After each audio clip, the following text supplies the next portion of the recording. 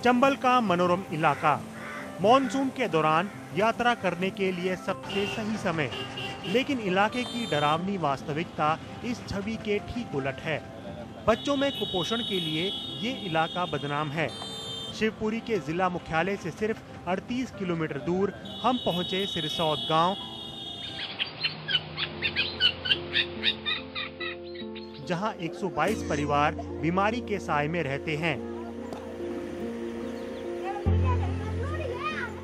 कि जैसे गंदगी फैलती है तो वहाँ से बीमार पड़ते, बरसात होती है वहाँ से बीमार पड़ जाते हैं, अस्पताल ले जाते हैं तो वहाँ से इलाज करा के आते फिर बीमार हो जाते। कैसे गंदगी है, साफ सफाई नहीं है, शौचालय नहीं है, बाहर टट्टी हो जाते हैं लेटरिन को, पूरा वो गाँव बाहर कभी सफाई की नहीं है, ना लेटरिन हो ना कुछ नहीं है, शौचालय नहीं बने, नहीं है कोई गाँव में नहीं है। आप लोगों ने कभी मांग नहीं करी कि शौचालय बनना चाहिए? खूब करी मांग, कोई बनवा ही नहीं रहा साहब। पंच सरपंच जो है वो बनवाने आते हैं शौचालय, उसके लिए पैसे भी सरकार देती है 4 ना कोई सरपंच आए देखबे, ना कोई सेक्रेटरी आए और ना कोई ने पैसा दे, और वोटन को दुनिया में फारा साहब। आप लोगों को ये जानकारी है कि 4000 रुपए जो आपको मिलते हैं शौचालय बनाने के लिए वो हम सरकार से सीधे भी ले सकते हैं? कोई जानकारी ही नहीं है साहब, ना हमें कोई दे बताया ना कोई दे।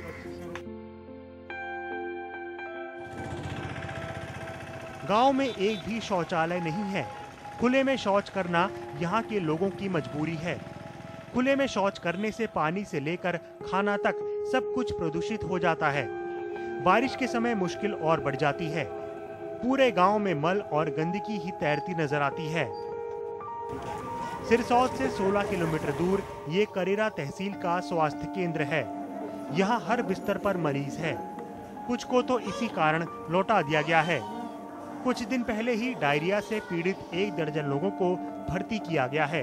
3 साल की गुड़िया जैसे छोटे बच्चे सबसे ज्यादा बीमार हो रहे हैं।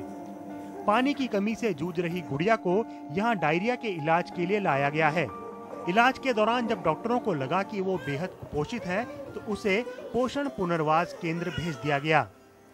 बच्चों के स्वास्थ्य कुपोषण जो कि इलाके में महामारी का रूप ले चुका है, बच्चों के इलाज को लेकर इस तरह के केंद्र 2007 में बनाए गए थे। गुड़िया की मां नारायणी का कहना है कि ये चौथी बार है जब 1 महीने में उसकी बेटी बीमार हुई है और गांव की ज्यादातर लड़कियों का यही हाल है। गांव में गंदगियां रहती हैं, मच्छर रहते हैं, मक्खियां रहती हैं, इसलिए बच्चे कुपोषित होते हैं और धूल मिट्टी में खेलते हैं इसलिए होते हैं कुपोषित। फिर हम इलाज कराने के लिए अस्पताल आती है तो NRC में आए तो पहले इस बच्चे को भी मैं बहुत कमजोर लाई थी। फिर इसे यहाँ से बहुत कुछ सुविधा मिली। इसके लिए दस्त थे, उल्टी थी, उसकी दस्त उल्टी बंद हुए और उसे खाने के पीने के उसके लिए हम भी तरीका सीख गए तो हमने भी उनके लिए फिर वही खिलाया घर में तो वो सही हो गई।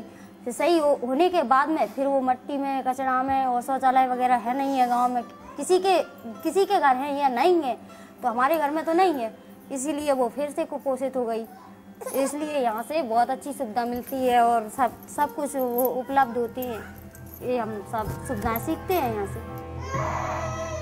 बेटी के कुपोषण के बारे में बात करते हुए नारायणी सफाई की कमी, बीमारी और उसके गांव में बच्चों के वजन कम होने के बीच की अहम कड़ी की ओर ध्यान दिलाती है। विशेषज्ञों के मुताबिक कुपोषण के खिलाफ लड़ाई में इसी अहम कड़ी को बार बार नजरअंदाज किया जाता है।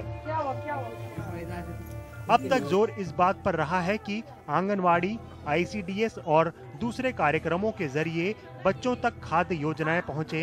ये योजनाएं भूख के खिलाफ लड़ाई के लिए अहम हैं, लेकिन कुपोषण के खिलाफ बड़ी लड़ाई जीतने के लिए पर्याप्त नहीं है।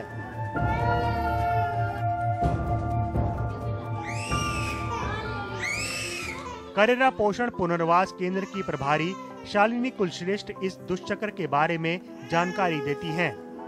केंद्र में कुपोषित बच्चों के इलाज के लिए उन्हें उचित भोजन दिया जाता है और उनके स्वास्थ्य पर नजर रखी जाती है। अभिभावकों को बच्चों के लिए सही भोजन क्या है, ये जानकारी भी दी जाती है।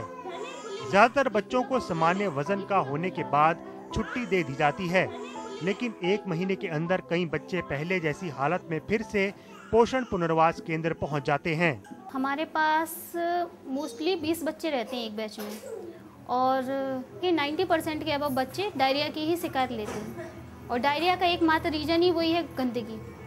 इनके गांव परिवेश में गंदगी रहती है, इस कारण ये लोग डायरिया के शिकार हो जाते हैं। ये इसलिए आता है क्योंकि यहाँ पर तो ठीक हो जाते हैं और गांव में जाकर उनकी वही परिस्थिति फिर बनती है, वही गंदगी है, वही खुले में शौचालय है, ना तो इनकी शौचालय की सुविधाएं हैं, ना तो इस गंदगी से कोई निपटारा है, तो ये फिर वही शिकार हो जाते हैं। यहाँ से तो ठीक होके जाते हैं, वो यही सर्कल उनका कुछ बच्चों का चलता रहता है, लेकिन वही बच्चे लौट के आते हैं जिनकी फाइनेंस की कंडीशन खराब है या किसी रीजन से हम जो समझा रहे हैं, मैसेज दे रहे हैं, वो वहाँ पे वो फॉलो नहीं कर पा रहे, तो वही बच्चे लौट के आते हैं। और इन बच्चों में सबसे बड़ा रीजन, कुपोषण का सबसे बड़ा रीजन दस्त है और दस्त का सबसे बड़ा रीजन गंदगी है।